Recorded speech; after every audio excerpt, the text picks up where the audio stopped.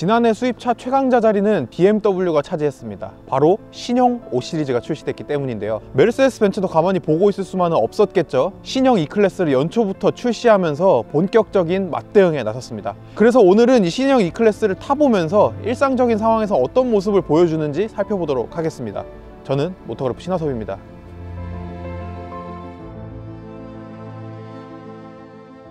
자, 차에 탔습니다. 일단 시동을 걸어보도록 할게요. 확실히 엔진이 돌아가면서 나는 소리가 굉장히 정숙해졌어요. 이 이전 세대 2300 같은 경우에는 정말로 냉간시에는 이게 디젤차 아닌가 싶을 정도로 엄청 시끄럽고 진동도 많이 올라오고, 그것 때문에 소비자 불만도 굉장히 많았는데 부드럽게 시동을 걸리는 점이 상당히 인상적이네요. 자, 그럼 출발을 해보도록 하겠습니다.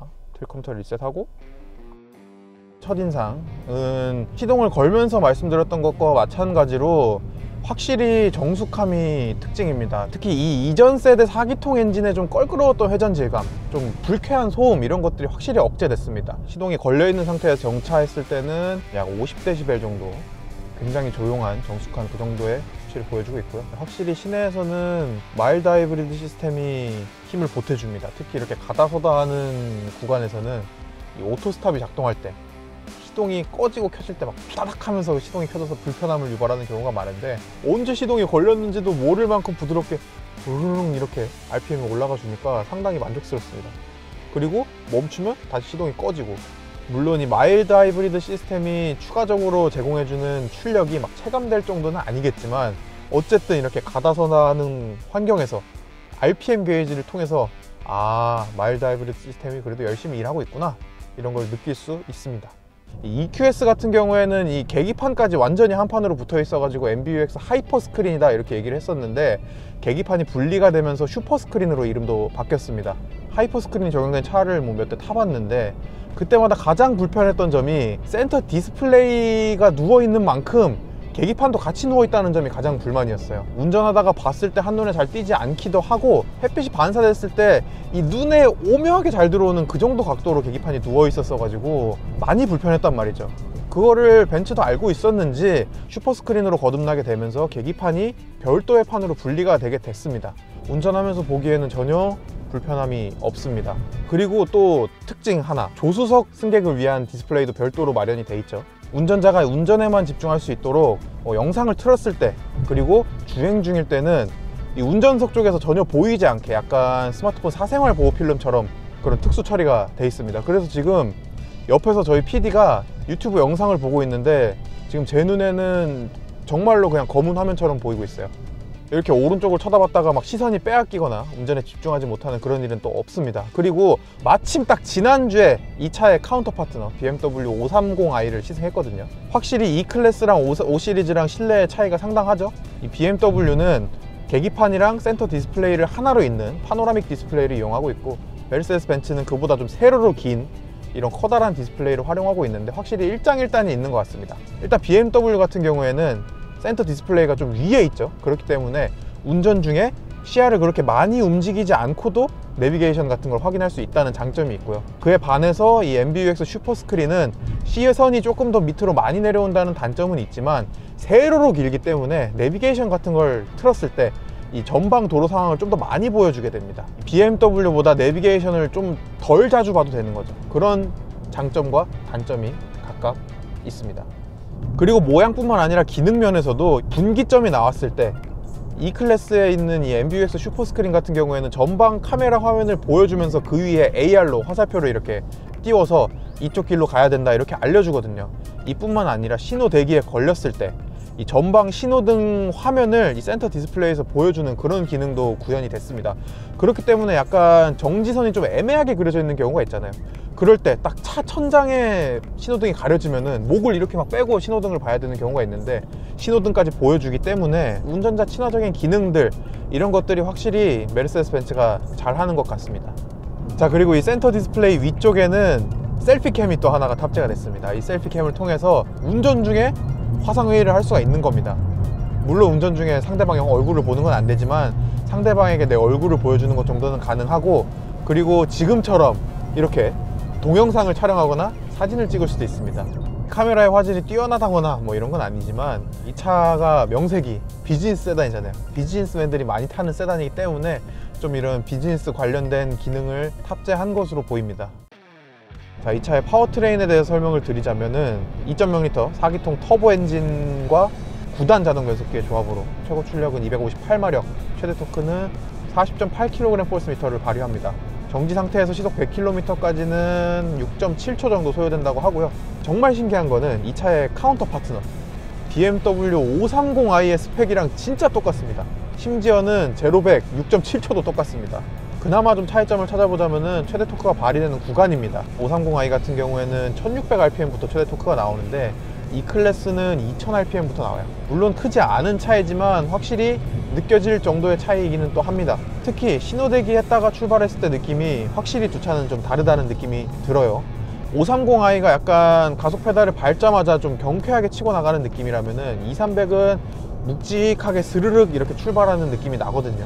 2300이 굼뜨다 이런 느낌까지는 아니고 그냥 약간 두 차의 성격이 다르구나 라고 느껴지는 그 정도의 차이이기 때문에 이 정도 차이라면은 뭐 그렇게 크게 신경 쓰일 정도는 아닙니다. 주행 모드는 에코, 컴포트, 스포츠 그리고 인디비주얼 이렇게 4가지가 마련이 됐습니다. 시속 90km로 크루징 할 때 RPM이 컴포트 에코에서는 1600 정도였는데 스포츠 모드에서는 1800에서 1900 정도까지 올라가거든요. 그런데 아까도 말씀드렸다시피 엔진이 워낙 정숙하다 보니까 스포츠 모드에서도 엔진의 존재감은 그렇게 느껴지지 않습니다. 고속 정숙성은 어떤지 한번 또 확인을 해보도록 하겠습니다. 90km로 크루징 하는 동안 측정된 소음은 59에서 60dB 정도가 됐습니다. 아까 정차 상대에서는 50dB 정도가 나왔다고 말씀을 드렸죠. 확실히 저속에서 뿐만 아니라 고속에서도 이런 정숙성이 유지되는 모습을 보여주고 있습니다. 아 근데 또 한 가지 독특한 게 있네요. 지금 이렇게 좀 노면이 지저분한 그런 도로를 달리고 있는데 확실히 지금은 마이크로도 소음이 들어갈 것 같아요. 둥둥둥 두둑 두둑 두둑. 약간 어떤 느낌이냐면은 우리가 지하철 타고 갈 때 있잖아요. 지하철 타고 갈 때 분기점을 날 때 덜컹덜컹 덜컹덜컹 이런 소리가 나잖아요. 그 소리가 난다고 이해를 하시면 편할 것 같습니다. 실제로 소리도 비슷해요. 엔진도 조용하고 풍절음도 조용하고 타이어 굴러가는 소음도 조용한데 이 서스펜션이 이렇게 요철을 처리할 때 나는 소리가 좀 크게 나는 거는 조금 아쉽습니다. 만약에 좀 이런 소리에 많이 민감하신 분들이라면은 이 차에는 또 프리미엄 부메스터 사운드 시스템이 탑재가 되기 때문에 부메스터 스피커를 빵빵하게 틀어놓고 다니시면 될 것 같고요. 오디오 시스템에 대한 좀 더 자세한 리뷰는 조만간 김상현 기자가 기획을 하고 있으니까 많은 기대해 주시면 감사하겠습니다. 승차감도 상당히 많이 개선이 됐네요. 물론 기존 E클래스도 승차감만큼은 상당히 뛰어난 편이었는데 이번 11세대 E클래스로 오면서 한층 더 개선된 그런 느낌이 납니다. 특히 지금 시승하는 2300 트림 같은 경우에는 뭐 에어 서스펜션이 탑재됐거나 이런 것도 전혀 아니거든요. 어떤 노면에서도 상당히 푹신한 그런 승차감을 보여주고 있고 지금처럼 이렇게 꽤나 깊은 램프 구간을 지나가는데도 뭐 차가 그렇게 많이 쏠린다든지 이런 느낌도 없습니다. 특히 이런 램프 구간에서 차가 한쪽으로 많이 쏠리는 그런 느낌이 드는 게 일반적인 그런 승차감이잖아요. 하지만 이 클래스는 푹신한 승차감을 유지하면서도 또 때때로는 이렇게 좀 깊은 코너를 지나갈 때는 또 든든하게 하체를 지지해주는 그런 모습을 보이고 있습니다. 2300 익스클루시브에는 컴포트 서스펜션이 적용돼서 지금처럼 이렇게 출렁출렁 하면서 부드러운 과장을 좀만 보태자면은 깃털 같은 그런 승차감을 느끼실 수 있고 AMG 라인을 선택하시면 어질리티 서스펜션이 탑재가 되면서 일단 지상고 자체가 한 15mm 정도 낮아집니다. 그리고 보다 더 약간 단단하고 스포티한 승차감을 구현해 주기 때문에 취향에 따라서 선택을 하시면 될 것 같아요. 자, 그리고 이번 E클래스에는 어시스턴트 패키지 플러스가 전 라인업에 기본으로 제공됩니다. 그렇기 때문에 뭐 어댑티브 크루즈 컨트롤, 차로 유지 보조 이런 거 당연히 지원을 하고요. 지금도 시속 90km로 설정을 하고 스티어링 휠에서 그냥 간단하게 손을 얹어 놓고만 있게 되면은 차량이 스스로 차로 중앙을 잘 인식하고 앞으로 나아가게 해줍니다. 그리고 이렇게 계기판에서 실시간으로 차량이 나아가는 모습도 보여주게 됩니다. 여기서 방향지시등 이렇게 틀면은 여기 그래픽에서도 방향지시등을 틀었다는 게 보여주고요. 차선을 넘어가면은 이렇게 차선을 넘었다는 것도 상당히 직관적으로 보여줍니다. 물론 뭐 테슬라에도 있고 요즘에는 국산차에도 들어가는 이런 기능이긴 하지만 이렇게 차선이 실시간으로 변하는 거를 특히 이렇게 높은 프레임 레이트로 보여주는 차는 없었던 것 같아요. 상당히 부드럽고 되게 재밌네요. 자꾸 차선 변경을 하고 싶어지는 그런 느낌입니다. 자, 그리고 지금 내비게이션을 보시면은 이렇게 진행 방향이 초록색으로 나오죠. T맵에 실시간 도로교통정보 서비스를 받아와 가지고 실시간 교통 상황을 이렇게 표시해주는 기능이 탑재가 됐습니다. 지금은 T맵에 이런 지도나 데이터 이 정도만 받아오는 정도지만 올해 하반기에 나오는 2025년식 모델부터는 폴스타나 볼보처럼 T맵 내비게이션이 이 안에 내장이 된다고 합니다. 다른 수입차 브랜드들도 꼭 T맵이 아니라 좀 이런 한국화, 현지화 전략을 좀 배웠으면 좋겠습니다. 자, 그럼 여기서 T맵 쓰고 싶으면은 애플 카플레이 쓰면 되는 거 아니야? 라고 말씀하시는 분도 분명히 있겠죠. 뭐 맞습니다. 맞지만 카플레이는 계기판이나 HUD 이런 데 연동이 되는 경우는 많지 않아요. 하지만 T맵 오토가 내장이 된다면 당연히 센터 계기판에도 연동이 될 것이고, 그리고 HUD에도 연동이 될 거란 말이에요. 좀 이런 것들이 편리하게 이용 가능해질 거기 때문에 그런 점 때문에 제가 환영하고 기대를 한다고 말씀을 드리는 겁니다. 자, 그리고 제가 지금 이제 한 40분 정도 운전을 하고 있는데 이상하게 허리가 아프다라는 생각이 들어서 왜 그런가 봤더니 이 브레이크 페달이 스티어링 휠이랑 일직선으로 놓여져 있습니다. 이게 사실 신형 E클래스만의 문제는 아니고 이전 세대 모델에서도 브레이크 페달이 좀 많이 왼쪽으로 치우쳐 있다 불만이 있었는데 신형 E클래스에서도 그 점은 개선되지 않은 모습입니다. 아무래도 9단 자동 변속기가 들어가기 때문에 이 가운데 쪽에 큰 공간이 필요하게 됐고 좀 페달들을 왼쪽으로 옮기면서 대처를 한 걸로 보이는데, 단거리를 다닐 때는 괜찮겠지만 지금도 이렇게 오른쪽에 다리를 기대고 있는데도 불구하고 가속 페달이랑 브레이크를 밟을 때 이 골반 쪽에 약간 불편한 느낌이 들거든요. 확실히 좀 자연스러운 모습은 아닙니다. 브레이크를 밟기 위해서 무릎에서 발을 떼서 다리 자체가 왼쪽으로 움직여야 되는데 무릎을 떼고 이렇게 브레이크를 밟으면은 지금 제 골반을 보세요. 상당히 옹졸한 자세가 되고 허리에 무리가 되고 골반에 무리가 되죠. E클래스의 헤드업 디스플레이는 밝기가 조금 아쉽네요. 지금 가장 밝게 설정을 했는데도 불구하고 눈에 잘 띄지 않을 만큼 좀 어둡습니다. BMW를 시승할 때는 이 정도는 아니었거든요. 그런데 E클래스는 확실히 어둡습니다.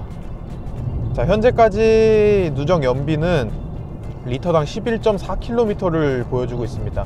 E클래스의 공인 연비가 11.6km/리터니까 공인 연비랑 거의 비슷한 수준을 보여주고 있습니다. 그리고 제가 얼마 전에 5 시리즈를 타면서 기록했던 연비가 11.3km/리터거든요 실 연비도 거의 비슷한 모습을 보여주고 있습니다. 확실히 이제는 이 차량의 성능들이 상향 평준화되다 보니까 정말 외모, 디자인, 그리고 브랜드에 대한 선호도로 자동차를 골라도 될 것 같다, 이런 생각이 들어요. 자, 마지막으로 가격 얘기를 또 간단하게 해보도록 하겠습니다. 신형 E클래스 지금 시승하고 있는 2300 익스클루시브 모델 같은 경우에는 8,990만원부터 시작을 합니다. BMW 530i가 8,870만원부터 시작을 하거든요. 그러니까 E클래스가 약 120만원 정도 더 비싼데, 여기에다가 지금 시승차처럼 MBUX 슈퍼스크린까지 적용을 하게 된다면은 가격 차이는 한 3,400만원 정도까지 벌어지게 됩니다. 그럼에도 불구하고 저라면은 E클래스를 선택할 것 같다는 생각이 들어요. 제가 E클래스를 시승하기 전까지만 하더라도 5 시리즈가 나의 취향에 좀 더 맞는다, 이런 느낌이 들었는데 E클래스를 실제로 이렇게 타보니까 E클래스만의 매력이 무엇인지 확실히 알 수 있을 것 같아요. 이런 정숙성 뿐만 아니라 편안한 승차감, 여기에 MBUX 슈퍼스크린까지. 물론 3,400만원 정도 E클래스가 더 비싸긴 하지만 기왕 9천만원이라는 돈을 쓸 거라면은 조금 더 주더라도 E클래스를 선택하는 편이 좀 더 만족스럽지 않을까 라는 생각이 들었습니다.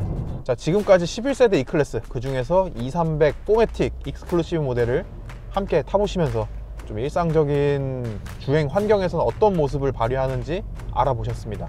오늘 준비된 시승 코스가 매우 복잡하고 차도 많고 그리고 짧은 관계로 좀 여러분들한테 다양한 모습은 보여드리지 못한 것 같아서 아쉬운데요. 하지만 저희가 뭐 BMW 5 시리즈와의 비교, 그리고 국산 비즈니스 세단 제네시스 G80과의 비교, 이런 좀 다양한 컨텐츠들 기획하고 있으니까요. 구독, 좋아요 눌러주시고 조금만 기다려주시면 될 것 같습니다. 저는 지금까지 모터그래프 신화섭이었고요.